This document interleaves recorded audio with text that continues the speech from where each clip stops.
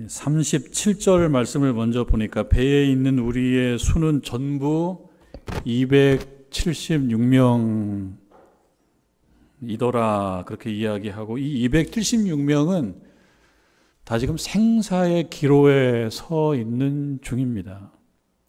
생사의 기로에 서 있으며 사람들은 생 쪽으로 안간힘을 써서 어떻게든 생 쪽에 붙기 위해서 안간힘을 쓰고 있는 중이겠고, 그것은 우리들에게도 마찬가지일 것입니다. 생사의 기로에 있게 됐을 때 어떻게 하면 생 쪽으로 갈 수 있을지에 대하여 모든 힘을 다 기울이고 있을 텐데, 그러나 때때로는 모든 힘을 기울이는 그 노력이 생사의 그 기로에 선 사람들을 어떻게 결정줄 수 없을 매우 험한 상황일 때가 있을 수가 있겠다. 우리가 그런 상황이 아니라고 하더라도. 근데 지금 276명은 그런 상황입니다. 생사의 기로에 있지만 내가 생과 사를 내 의지로 결정하기는 어려운 그런 상황입니다. 이 44절 먼저 결론적으로 보게 되니까, 44절 제일 끝에 보면 마침내 사람들이 다 상륙하여 구조되니라. 다 사는 거예요. 마침내라고 하는 단어를 보게 됐을 때 살아있다라고 하는 것이 곧 선이다라고 하는 어떤 뜻도 이 안에 좀 암시되어 있는 것이 아닌가, 그런 생각이 들어요. 목표가 사는 것이었다, 두말할 나위 없이, 그리고 마침내 그 목표에 도달했다라고 하는 것. 그리고 보면은 어려운 중에 있었지만 마지막은 해피엔딩으로 끝나는 그런 모습입니다. 일단은. 물론 이 역사는 계속 진행돼서 28장이 어떻게 내용이 이제 전개가 될지는 우리가 또 말씀을 봐야 되겠지만, 적어도 이 시점까지는 해피엔딩인 거예요. 생사의 기로에서 살기 위해서 애를 썼는데 결국 모두가 생존한 것입니다.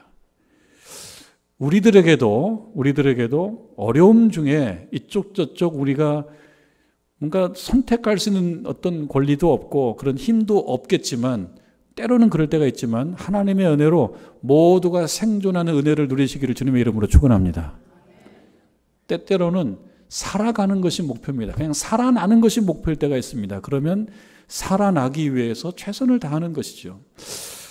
이 본문의 말씀을 읽다 보니까 떠오르는 인물이 있습니다. 깊게 연구한 건 아닙니다만, 리더십을 이야기할 때, 지도력을 이야기할 때 빠지지 않는 인물 같아요. 이미 100여 년 전 인물인데요. 어네스트 세클턴이라고 하는 서바이벌 리더십, 생존의 리더십을 이야기할 때 반드시 거론되는 그런 특별한 그런 인물입니다. 이 세클턴은 제가 이제 이분이 살아간 날을 보니까 그리 오래 살지는 못하셨어요. 1874년생이고요. 그리고 1922년까지 살았던 사람입니다. 어렸을 때부터 탐험에 대한 꿈이 굉장히 많았던 거예요. 탐험 이야기를 보면 가슴이 뛰었던 거예요. 나도 언젠가는 탐험가가 돼야 되겠다, 이런 생각을 했던 거예요. 그리고 마침내 사람을 모집합니다. 사람을 모집해서 남극 탐험을 갈 계획을 세우고 사람을 모집을 하는 광고를 냈습니다. 최종적으로 27명이 선발돼서 그 배를 타고 이제 남극 탐험을 가게 됐는데, 사람이 굉장히 많이 지원을 했대요. 1914년도 12월 5일 배 이름은 인듀어런스라고 하는 그런 배였는데, 이 배를 이제 27명이 함께 타고 남극을 향해서 가는 겁니다. 그러니까 제가 지도를 보니까 출발한 지점이 어디냐면은 사우스 조지아 섬인데, 우리 그 남아메리카 제일 하단에 있는 그 아르헨티나라는 그런 제법 큰 나라가 있습니다. 아르헨티나 보면 오른쪽에 포틀랜드 섬이 있고, 그 포틀랜드 섬 큰 섬 저 더 오른쪽에 보면은 사우스 조지아 섬이라고, 뭐 얼마나 큰지는 모르겠지만 지도를 보면은 좀 작은 섬입니다. 여기에서 이제 남쪽으로 출발하는 거예요. 그러니까 우리 북반구와 남반구는 기후가 반대입니다. 우리가 겨울일 때 거긴 여름이고, 우리가 여름이면 거긴 겨울입니다. 그러니까 12월이면은 우리들에게 있어서는 겨울이지만 그쪽은 여름인 거예요. 아무래도 덜 춥기 전에 덜 추울 때 남극을 가야 되겠다 생각을 한 것이 아닌가, 그런 생각을 해보게 됩니다. 27명의 대원이 배를 타고 이제 남극을 향해서 가는데요. 얼마나 처음에는 이렇게 오래 걸릴지를 몰랐을 텐데 634일이 걸려서 실패하고 돌아옵니다. 그래서 이 실패를 위대한 실패라고 해요. 실패는 실패인데 그러나 이게 그냥 실패가 아닌 거예요. 위대한 실패예요. 성공적인 실패인 것입니다. 그 사연이 있는데 왜 그러냐면 이 배가 출발을 했어요. 그리고 이제 남극으로 가다 보니 남극 쪽으로 내려가면 기온이 떨어지지 않겠습니까? 영하 30도를 오르내리는 그 안팎의 아주 추운 그런 날씨였던 것이죠. 그 기온이 굉장히 추웠던 상황입니다. 남극 대륙을 한 100km 정도 앞두고, 그러니까 굉장히 많이 간 거예요. 제가 대략 계산해 보니까 거의 한 1200-300km가 되지 않나 생각해요. 그 남극 대륙을 100km 앞두고 부빙이라고 하는, 부빙은 그러니까 큰 얼음 덩어리가 떠다니는 것들이에요. 부빙. 그 얼음 덩어리에 이제 갇히게 됩니다. 이 배가. 그 위기에 빠지는 거죠. 거의 10개월간 표류를 하는 거예요. 그리고 그 배가 그 얼음 부빙에 갇혀가지고 꼼짝 못하면서 이렇게 갇혀 지낸 세월이 하루가 가고 이틀이 가고 한 주가 가고 한 달이 가고 10달 이상이 흘러가요. 참 대단하죠. 근데 배가 잘 버텼는데 이 배도 끝까지 버티지 못하고 뭐 바람도 셀 거고 풍랑도 일고 이런 여러 가지 때문에 배도 이제 파손이 되고 그런 가운데 배 안으로 물이 들어오기 시작합니다. 그리고 선미, 배 뒷부분이 막 들리기 시작해요. 그러니까 배가 흔들리는 거죠. 평형이 안 맞는 거예요. 뭔가 문제가 있는 거예요. 마침내 배는 결국 침몰하게 됩니다. 목표를 변경해야 되는 상황입니다. 원래 목표는 남극 대륙을 횡단하는 그런 탐험가적 목표를 갖고 있었는데 이제는 남극 대륙을 횡단하는 것은 물 건너갔습니다. 목표를 수정을 해야 되는 거예요. 빨리 목표를 수정해야 되는 거예요. 뭐 목표가 뭐겠습니까? 안전하게 돌아가는 것. 그것이 이제 최고의 목표예요. 이것마저 없었으면 낙심하고 그냥 끝났을 수 있는데 안전하게 돌아가는 것이 이제는 목표가 된 겁니다. 목적이 된 것입니다. 1915년 10월 27일에 이 인듀어런스호가 침몰했다 그래요. 그래서 남극에서 조난당했는데 그때 이제 이 지도자인 세클턴이 하는 얘기가 그것입니다. 절망들 하지 마시오. 절망들 하지 마시오. 우리는 살아서 돌아갑니다. 한 사람도 빠짐없이 살아서 돌아갑니다. 절망할 상황 속이니까 절망하는 거겠죠. 절망할 만하니까 절망하는 거예요. 이해를 하지만 그런데 절망할 만해도 절망을 하지 말라라고 얘기해요. 왜 그럴까요? 절망을 하게 되면 자기가 가지고 있는 실력마저도 발휘하지 못합니다. 그리고 거기서 끝나는 거예요. 자기가 갖고 있는 실력도 발휘를 하지 못하게 돼요. 절망하지 말아라. 근데 이 말씀이 사도 바울이 우리가 읽은 지난주 말씀에도 유사한 표현들이 있습니다. 여러분 27장 22절을 보면 내가 너희를 권하노니 이제는 안심하라. 절망하지 마라 하고 비슷한 얘기예요. 안심하라. 너희 중 아무도 생명에는 아무런 손상이 없겠고 오직 배뿐이라. 배는 좀 파손될 수 있지만 아무도 죽지 않을 거다. 그리고 보니까 어네스트 세클턴의 이런 어떤 앞에서의 그런 외침이죠. 절망하지 말라고. 절망하지 말라. 우리는 살아서 돌아간다. 어떤 근거로 이렇게 얘기했는지를 잘 알 수 없지만 소망을 담은, 여기는 뭐 근거가 뭐 있었겠습니까? 세클턴의 얘기에 어떤 근거가 있었겠습니까? 그냥 소망을 담은, 희망을 담은 그런 어떤 말이 아니었을까, 이런 생각을 해보게 됩니다. 바울이 탄 알렉산드리아호하고 좀 닮은 상황이어서 제가 이 세클턴의 생각이 난 겁니다. 세클턴의 이런 말을 듣고 이 배에 탄 사람들이 이제 하나가 돼요. 성경에는 276명인데 여기는 227명이니까 한 10분의 1 정도의 규모인데, 그래도 사람들이 어려워지면은, 경험을 여러분 해보셨겠습니다만 어려워지면 예민해져요. 그리고 날카로워집니다. 그리고 본능, 인간의 본능이라고 하는 것은 그게 자연스러운 것이지만 인간의 본능이 적나라하게 드러나게 되면 감당하기 힘든 모습들이 나타나기도 하거든요. 인간의 본능은 이기심하고 때때로 결부되어 있기 때문에 힘들어지죠. 상황이 아주 열악해지면 인간의 본능, 날카로워지고 예민해지고 적대적이게 되고 원망을 저쪽으로 돌리게 되고, 그런데 이제 절망하지 마시오. 우린 다 살아 들어갈 수 있다고. 하나로 모입시다. 이 말로 하나가 되고 있는 중이었습니다. 1년 이상을 부빙, 그러니까 그 얼음 위에서 버텨내고 천신만고 끝에 엘리펀드라고 하는 섬에 이제 착륙을 해요. 그래서 제가 지도를 찾아보니까 남극 위에 있는 조그만 섬이에요. 그리고 확대해서 보니까 진짜 뭐 별 볼 것이 없고, 그리고 자료에 의하면 그냥 자갈, 모래 뭐 이 정도가 있는 열악한 어떤 남극 근처의 섬이죠. 여기에 상륙을 합니다.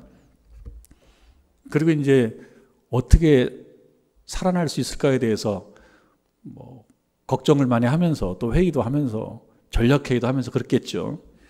세클턴이 5명을 이끌고 작은 배, 보트를 타고 이제 돌아갈 계획을 세워요.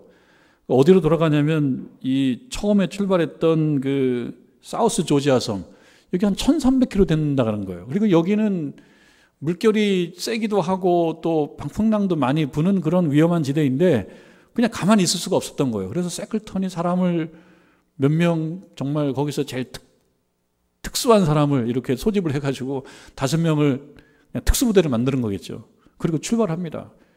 그리고 기어이 도착을 해요. 기어이 요 사우스 조지아 섬에 도착해서 2000m 산을 넘어서 거기에 본부에 가서 거기에 구조 요청을 하고 거기서 구조선을 타고 남극을 향해 가는 거예요. 참 말을 뭐 이렇게 설명해서 그렇지 우리가 감정이입을 해보고 머릿속으로 생각해보면 참 대단한 상황이다. 이 만나는 장면이 얼마나 극적이었을까. 그리고 마침내 한 명도 빠짐없이 다 살아서 돌아왔다는 이야기입니다. 그러니까 이 이야기가 너무나 특별한 이야기다 보니까 어떻게 살아날 수 있었을까? 무엇이었을까? 그 리더십을 얘기했을 때는 세클턴의 리더십을 얘기하는 거예요. 이들이 그 부빙 위에서 살아갔을 때 뭘 먹고 살았겠습니까? 물범, 펭귄.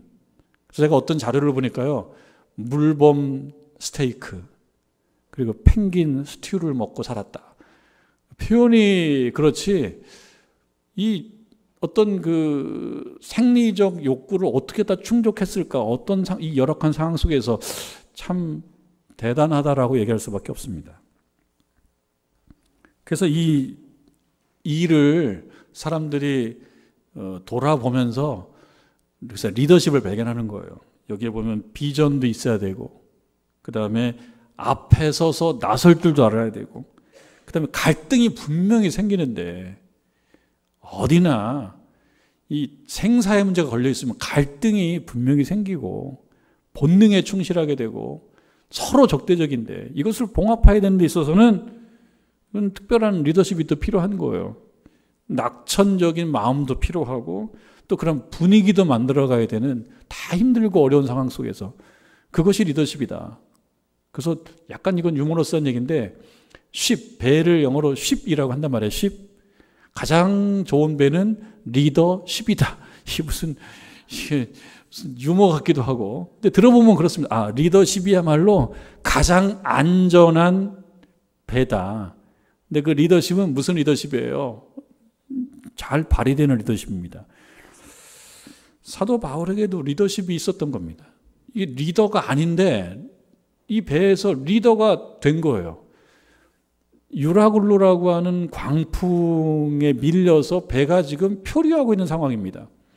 다들 절망, 낙심, 먹는 것도 먹지 못하고, 그러니까 받아들이지도 못하지만 또 먹을 의욕도 없는 그런 상황 속에서 사도 바울이 앞에 나서서 그런 얘기 했잖아요. 마치 새끌턴처럼 절망하지 말라고, 우린 다 살아갈 것이다, 살아날 것이다. 그래서 그 말로 또 먹어야 된다. 그래서 사람들이 그 말을 듣고 따라가요. 그래 보면 사도 바울에게도 리더십이 있는 거고, 이 배 안에서, 필요하는 배 가운데에서 리더십이 잘 발휘되고 있는 겁니다. 세클턴도 리더십을 잘 발휘한 거고, 사도 바울도 자기가 원래 리더는 아니었는데 그냥 리더로 세워졌어요. 리더로. 상황 속에서. 여러분, 리더로 출발하지 않았을 수도 있습니다. 근데 우리가 섬기고 있는 이 교회나 여러분들이 모이는 공동체에 우연하게 여러분들이 리더의 위치에 설 수도 있습니다. 그러면 감당하는 거죠. 그러면 그 실력을 발휘해야 되는 겁니다. 그런데 이 사도 바울의 리더십은 이 세클턴과 좀 다른 바가 있습니다. 지금은 똑같이 얘기하고 있지 않습니까? 절망하지 말라고, 우린 다 살아갈 것이라고. 나름 신념이 있는 것 같아요. 나름 신념이. 사도 바울도 신념을 가지고 얘기합니다. 확신을 가지고 얘기합니다. 우린 다 살아갈 것이라고. 배가 좀 파손될 수 있지만 우린 다 살아날 거라고. 사도 바울의 이런 신념과 확신의 근거는 무엇이냐? 여러분, 확신과 신념은 우리가 살아가는 데 있어서 꼭 필요한 것이기도 하지만, 국제적인 전쟁도 그렇고 또 국내적인 갈등도 그렇고 또 작은 공동체의 갈등들도 결국 뭐의 충돌이냐면 신념과 확신의 충돌일 때가 많습니다. 저마다 자기 소견에 옳은 대로 판단하고 그것이 신념과 확신이 되는데, 이 신념이 여러 개가 생기면 충돌한다고요. 그러면 신념과 확신 때문에 전쟁도 하게 되고 싸움도 생기고 갈등도 있고 이런 상황이 된단 말이에요. 그래서 신념과 확신을 갖는 것은 우리 살아가는 삶에서 필요하지만 근거가 뭐냐라는 질문을 해봐야 됩니다. 나는 이거에 대해서 믿는 근거가 뭐냐. 제가 세클턴은 어떻게 이렇게 했는지에 대해서 잘 모르겠지만 그래서 생각해보면 무슨 근거가 있었을까. 이거는 그냥 소망이다, 소망. 소망의 근거를 든 것만 해도 좋다고 생각합니다. 소망의 근거를 든 것만 해도. 여러분, 사도 바울은 이렇게 확신 있게 얘기하는 데 있어서 우리가 지난주에 살펴봤습니다만 23절을 보면 내가 속한 바 곧 내가 섬기는 하나님의 사자가 어젯밤에 내 곁에 서서 말하되, 이게 한 거예요. 내가 너와 함께 항해하는 자를 다 내게 주겠다. 그러면서 25절에 그렇기 때문에 내가 여러분들에게 이렇게 확신 있게 선포할 수가 있다라고 한 것입니다. 그러니까 사도 바울이 우연히 이 배의 리더가 돼서 이렇게 확신 있게 나서서 리더십을 행사할 수 있었던 그 배경과 근거는 그 자신의 어젯밤의 경험이에요. 23절에 보면 어젯밤에 내 곁에 서서 주의 사자가 말했다. 그러니까 어젯밤의 경험이 바울에게 있었기 때문에 이런 확신이 있는 희망을 선포할 수 있었던 겁니다. 그러니까 우리들에게 주는 교훈은 무엇이겠습니까? 우리들에게 주는 교훈. 태어날 때부터 리더는 아닐 수 있습니다. 그러나 우리가 어느 시점에 리더 역할을 할 수도 있습니다. 여러분, 가정에서도 리더 역할을 할 수가 있고, 가정에서 다 리더입니다. 가정에서. 그리고 작은 공동체 구역이나 또 여러분들이 모이는 공동체 혹은 교회에서 리더 역할을 감당할 수 있어요. 때때로는 확신과 신념을 표현할 수도 있을 때가 있습니다. 그럴 때 뭐가 필요하냐? 어젯밤의 경험이 필요하다. 이 부분이 분명한 거예요. 저와 여러분에게 어젯밤의 경험이 필요하다. 근데 그 어젯밤의 경험은 무엇입니까? 하나님과의 만남의 시간이었던 거예요. 하나님과 만남의 시간에 주께서 말씀해 주신 바가 있으니까 그것을 근거로 우리는 살아난다고 얘기하는 거예요. 소망이나 희망을 근거로 확신 있게 우리는 살아난다라고 하는 것만도 위력적인데, 그것만 해도 위력적인데, 바울이 얘기한 것은 어젯밤에 하나님께서 내가 살려주겠다, 내가 모두 살게 해주겠다라고 하는 그 확신이 있었던 것입니다. 우리들에게 주는 교훈이 그것입니다. 14일이 지나갑니다. 오늘 읽은 말씀 27절에 열 나흘째 되던 날 밤에 우리가 아드리아 바다에서 이리저리 쫓겨가고 있었다. 그런 말씀을 듣고 그러면서 시간이 좀 흘러가요. 며칠이 흘러가요. 근데 이 표류하는 이 어려운 상황 속에서 하루는 아마 하루가 천년 같았을 거예요. 이 확신 있는 말을 듣고도 내 그럴 줄 알았어. 그거 그냥 별 의미 없는 말. 이렇게 생각할 수도 있는 시간들이 흘러가는 중입니다. 14일이 지나갑니다. 이제 배가 이 선원들의 의지와 별개로 배가 이리저리 바람에 끌려다니고 있습니다. 이리저리 쫓겨가다가 자정쯤 되어서 선원들이 뭘 이제 파악하냐면 어떤 땅이 가까워지고 있다라는 것을 파악해요. 그리고 물을 재어봅니다. 물 깊이를. 여기 보니까 20길, 28절에 20길이 되고 조금 가다 보니까 15길. 이 어떤 단위는, 이 깊이를 대는 이 단위는 요즘에 잘 쓰지는 않는데, 예전에 우리 그 물놀이 가면은 저기 들어가지 말라고, 저기 깊다고. 뭐라고 얘기합니까? 한 길도 넘는다고. 한 길이 넘는다라고 하는 것은 사람 키를 훨씬 넘어선다는 거예요. 그래서 대략 한 2.5m 정도 보면 되겠습니다. 그러니까 20길 하면 50m 근처예요. 근데 영어 성경을 보니까 120피트 이렇게 나와요. 근데 1피트가 한 30.5cm 정도 되거든요. 1피트가 대략 약 한 30cm 조금 넘어요. 그러니까 120피트 그러니까 한 42m 정도가 나오는 거예요. 그러니까 그렇게 한 40m 정도의 깊이가 있다가 조금 가니까 지금 15길, 피트로 얘기하면 90피트, 한 25m 정도 되는 거예요. 점점 물이 조금 수심이 얕아지는 거예요. 그러니까 한편으로는 땅이 가까워오는 거고 한편으로는 배가 약간 위험할 수도 있습니다. 이 물이 깊이가 얕아지니까. 선원들은 전문가잖아요. 그러니까 판단해요. 어떻게 판단하냐면 다 살기 힘들다. 어쩌면 다 죽을 수 있다. 일단은 우리라도 살아야 되겠다라고 선원끼리는 그렇게 소통을 한 것 같아요. 그래서 여러분 29절에 보니까요. 선원들 생각이에요. 암초에 걸릴까 하여 고물로 닷넷을 내리고 날이 새기를 고대하니라. 그러면서 30절 사공들이 도망하고자 하여. 판단해 보니까 이쯤에서 그냥 탈출, 남은 사람은 남는 거고 우리는 일단 탈출하는 게 좋겠다. 왜 탈출합니까? 내가 살아야 되니까. 모두가 살아야 된다 그러면 탈출하지 않죠. 그대들은 어떻게 되더라도 내가 그대들까지 생각할 여력은 없고 일단 우리는 탈출해야 되겠다. 그러면서 사공들이 도망하고자 하여서 이물에서 닷을 내리는 체하고, 이물은 뱃머리를 얘기해요. 이물에서 닷을 내리는 척하면서 거룻배를 바다에 내린다는 거예요. 거룻배는 배가 크면은 이 해안에 이게 잘 될 수가 없어서 배는 좀 멀리 있고 작은 배로 왔다 갔다 했다는 거예요. 그러니까 오늘날 얘기하면 구명정 같은 배라고 보면 되겠습니다. 작은 배를 내리고 그 배를 타고 탈출하려고. 그러면서 여기서 보니까 닷을 내리는 척 하는 거예요. 닷을 내리는 척하고 거룻배를 바다에 내려놓는데 이것이 바울의 레이더에 포착이 된 거예요.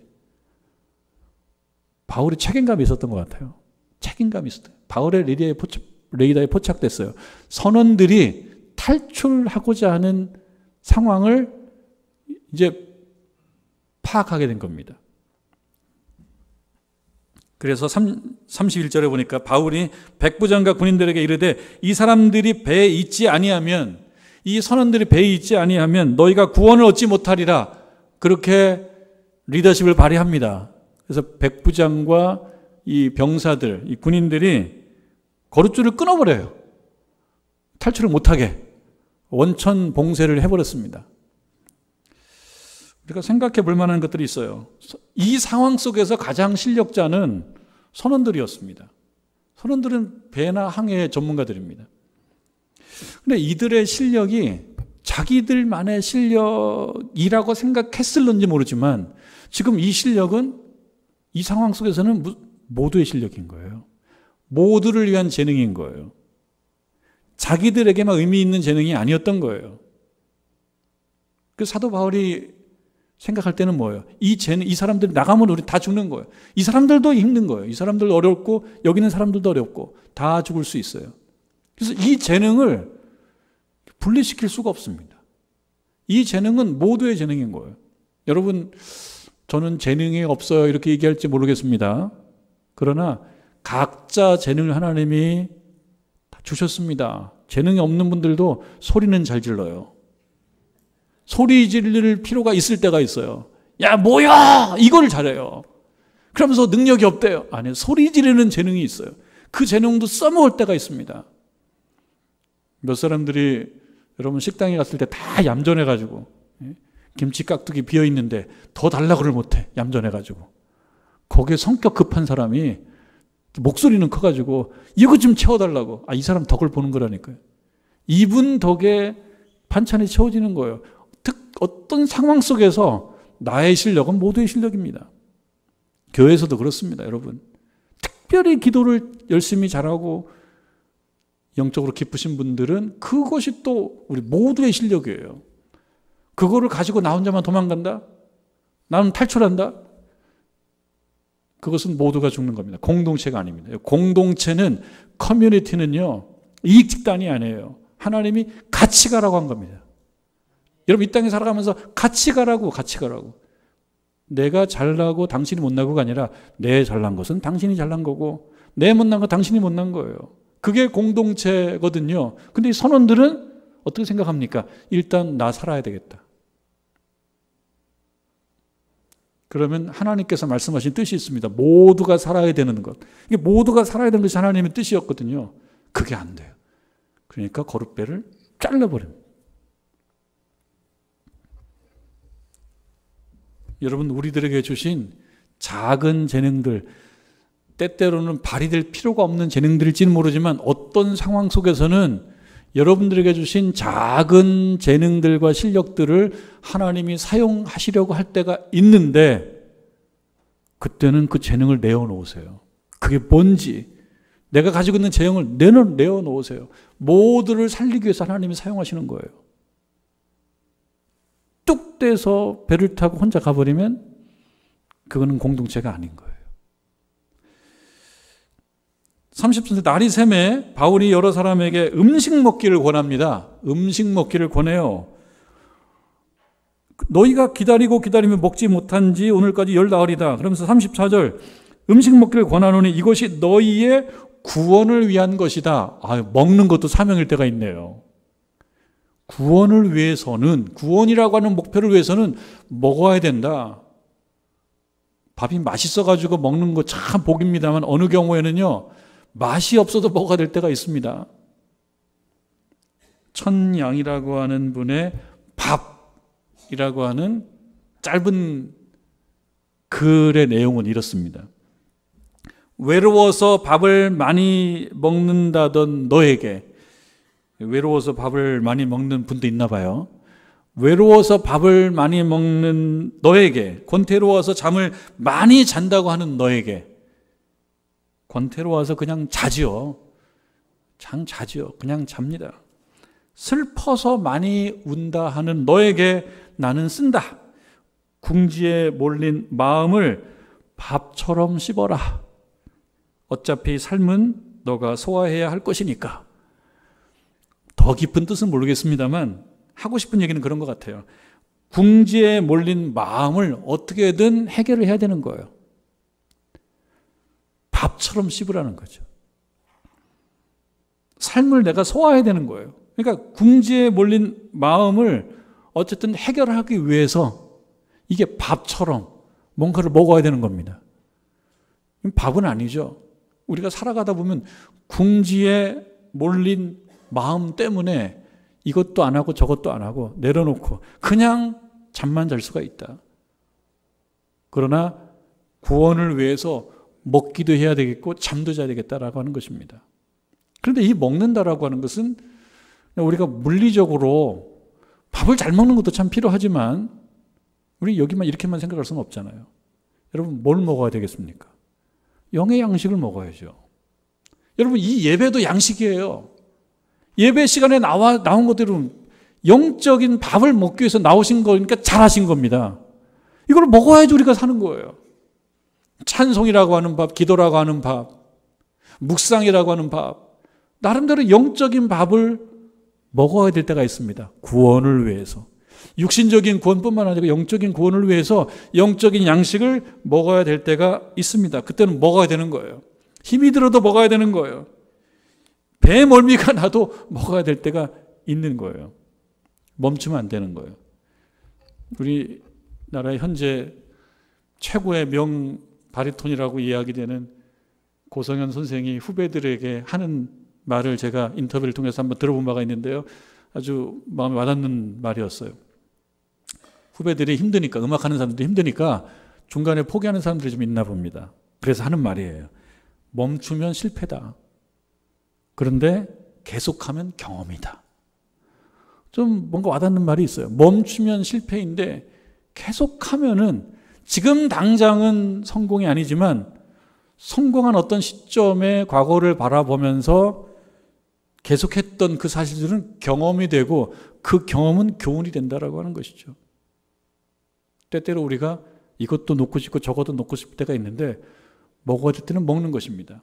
육의 양식도 먹어야 되고 잠도 자야 되고 그리고 영의 양식을 꼭 먹어야 된다라고 하는 사실을 기억해야 되겠습니다. 여러분 날이 또 샜습니다. 땅이 보입니다. 39절에 다른 장면이 벌어지고 있는데요. 땅이 보여요. 배를 가까이 댑니다. 그런데 물이 아마도 바닷물과 뭐 강물이 만나는 지점인지는 정확히 알 수 없습니다만 41절에 보니까 두 물이 합하여 흐르는 곳, 여기서 배의 입장에서 볼 때는 좀 위험한 것이에요. 지난주에 말씀드렸던 모래톱 같은 것이 만들어지는 그런 상황입니다. 그러니까 아래에 뭔가 있는 거예요. 배가 거기 박힐 수가 있는 거예요. 박혀버렸어요. 배가 박혀버립니다. 또 위기지요. 41절에 두 물이 합하여 흐르는 곳을 만나 배를 걸매, 모래톱이라고 하는 것으로 추측되는 곳에 배가 박혀버립니다.